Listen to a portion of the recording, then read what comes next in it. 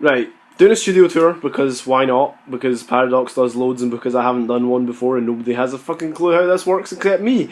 Not even Karanes knows how all this works. I asked in the chat if anyone had any questions in particular, and because nobody knows anything about how this works, they didn't really have any. The only question I did get is what mics do we use, and we used to use just these Behringer C2s. Karanes used to have a Rode M3 that he used, but it broke and he hasn't fixed it yet, and even once he fixes it I don't think he's planning on using it for the show again because him moving it around is why it broke. And I just bought this new one. It just got here today. It is a CAD GXL 2200. It's very, very similar to the ones they use for Furcast, but it's not the same one exactly. And it's too heavy for that mic stand. Even once I tightened up all the bolts in the mic stand, it still does this, which is not incredibly useful, but it'll do for now. When I have a bit more money, I'll buy a stronger one that has proper, that's bigger and has proper little tightening nuts on it and shit. So yeah, the mics are then routed into the mixer. Paradox does also his mixing digitally. I don't because I can't afford the extra computer that's fast enough to handle a low latency and a good sound card and shit.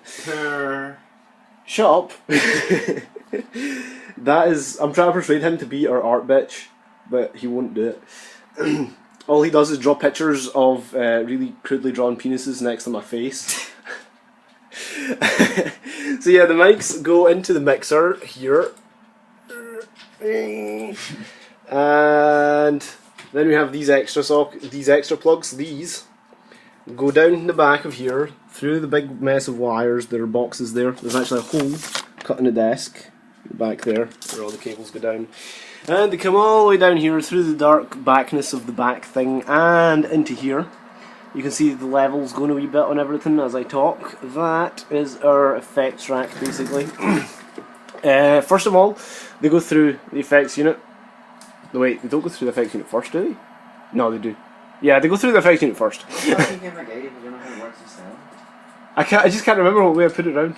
And that's how we do the reverb in real time and shit, and real time pitch bend. It doesn't really need to be there because it doesn't do any actual processing. Then it goes through the important part, which is this unit here, and this does gate first. It's a stereo unit, but you can unlink the two channels so they act independently. This first section is our gate, which basically mutes the mics when the volume is below a certain threshold. Just try and cut out the background noise. I don't know how good the audio is going to be on this because I'm just filming it with my iPod, but that beast is really, really, really loud. That big computer. I'll get back to that in a second. But yeah, there's quite a bit of background noise, so we use a gate to cut that out. And then it goes through a compressor, which just go look up how compressors work if you don't know and you're interested. I'm not going to sit and explain it. But then it goes through this dynamic enhancer, which I don't really have very high. I don't use it that much because it's crap. Basically, it's one of these Behringer things that doesn't really work very well. But it's supposed to boost frequency ranges that you get a bit of distortion in when you use heavy compression. And then it goes through a peak limiter, which basically, if we were really, really loud, will keep the volume down so that it doesn't clip and sound horrible on the mixer. And then it'll come back into the mixer and go through the EQ stage and mixed into the master. This here is an auxiliary send. And basically we've got the mics on the auxiliary send, and that comes out with this cable here, which also goes down there, and then it goes that way. There's two holes in the desk, there's another one in the back there. It goes that way and it comes back around underneath here in the dark and goes into this computer, and that is so that people who call in on Skype can hear us. And then the audio from Skype comes back out and it goes into this channel in the mixer, one of the stereo channels. And that's how we hear the Skype people, and you hear the Skype people. I don't. Yeah, you don't hear the Skype people. We don't really have people on Skype that often at the moment. We just don't. I'm always on Skype. So yeah, that there is from the Skype computer, stereo.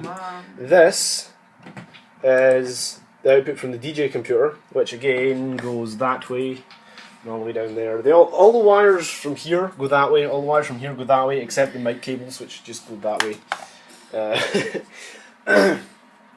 So yeah, DJ computer output there, which comes from this computer that you can't really see. It's an old Dell. I got it on eBay for 60 quid. It works. It's not actually that bad. It's a 2.6 GHz single core Celeron. And that is connected to this monitor down here, which runs Mix, the latest version. We had to turn off the cool OpenGL filtered waveform because this computer was just too slow to handle it. There's quite a lot of latency as well in the new version because of the new waveform display, especially when we stream the server for the track playout system. But I'm not going to go into that in this video because it's complicated, and because it pretty much works the same as Paradoxes, except I'm using a real Icecast server instead of a program that runs a fake Icecast server, and that runs on this computer. But yeah, that's all of stuff. That's a spare keyboard. That's actually not connected to it. It's just sitting there on top of my guitar amp that I never use. So yeah, DJ computer, Skype computer. This computer also runs the control software for the website. Well, I say control software, it's just a web page. You can actually visit this web page, but rest assured you can't actually change. Wait for the camera to focus. It's not going to, is it? No. Yes, ish. But yeah, rest assured you can't actually change any of these settings without logging in. You will be able to see the control panel though. That's how we change what's displayed on the video playout machine. There's a few different things we can change. I haven't really implemented very much. I coded all this by hand, so yeah, it only took 4 days to code all of this, I think. Although some of this I coded beforehand. That is what date the next show is going to start. So actually, you input a Unix timestamp, so that wee plus link opens up a website to convert a date and time into a Unix timestamp. Because I'm insane. That is the little pop-up on the website. That's all that is. And the playout system on that computer is linked to that, but also the script that updates that from that computer down there is what does the chat and the Skype as well, and it normally runs in this window here, but I'm not running it because I don't want it to post shit to the chat and shit. That window normally runs just a console on the server over there, the one that runs the Shoutcast server. For reasons. No wait, that's not what it runs. Normally this window is what runs the console session on the video playout machine, which is the grey one. Which just plays out these graphics. It has that little iframe open full screen in Chromium, and it goes through a shitty scan converter. I'll get to that in a minute, maybe. So that's how all the website stuff works. If I click that button, for instance, the website will show its audio banner and shit. So, I've done the audio, done the DJ computer, done the website, control panel and stuff. That's also the computer that runs Skype. This computer, we found that in a toilet in our secondary school.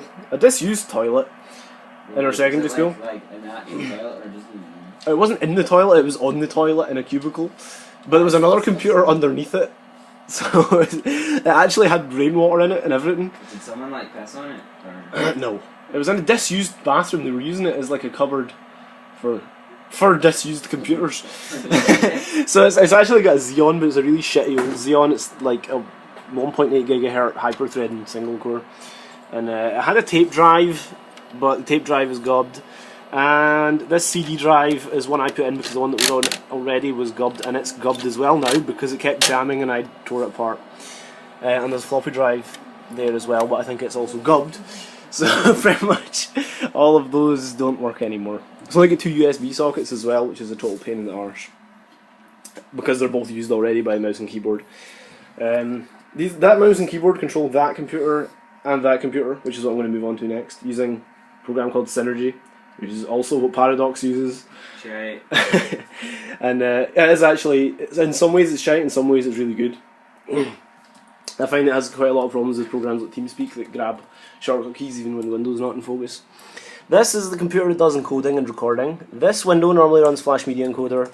That's the same shoutcast encoder that Paradox uses as well. That's Task Manager, that's Audacity, because I only have analog audio coming out of the mixer and going into the sound card for this computer, so there's no reason for me to try and record Bit Perfect at the moment, so I'm just using Audacity still through the Windows mixer. Silly little speaker icon in the corner that you probably can't see. So that gets this video from a shitty USB capture card that I would show you, except that it's in there. And I'm not going in there, because no. Lots and lots of no. But it's just a USB capture card attached to a big USB extension cable. And the audio comes from one of these USB connectors here. One of these is the capture card, one of these is the sound card. I can never remember which one.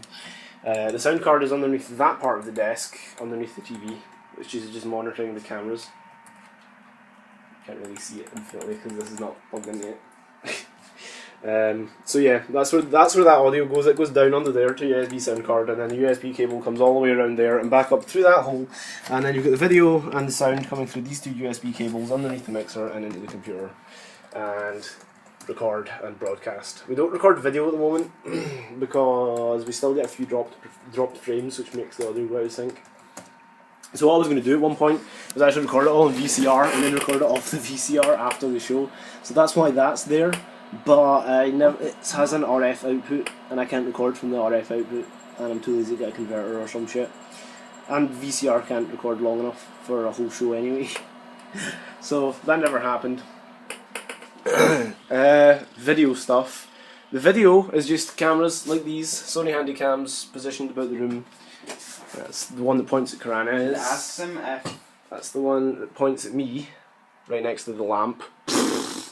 You're now blind. That's the one that points at me. That actually has a really, really nice sensor in it compared to the one that points at Karana's, even though it's much older. That's not even...